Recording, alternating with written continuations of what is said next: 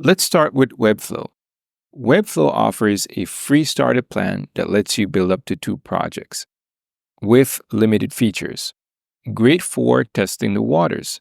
Their basic site plan starts at $14 per month, billed annually.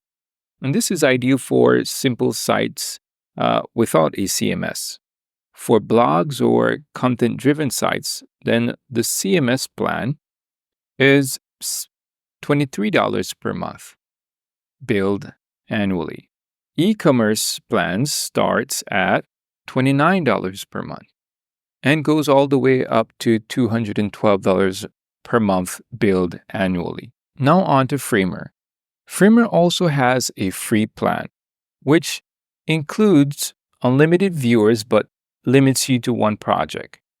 Their basic plan starts at $15 per site per month, and their Pro plan starts at $30 per month, and that's per site, offering unlimited projects and advanced integrations.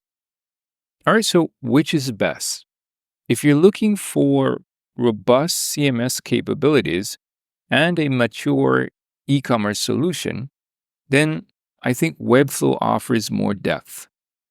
However, if interactive prototyping and animations are your focus, then Framer might be the better choice. Ultimately, it depends on your specific needs and budget. Both platforms offer free trials, so I recommend giving each a spin.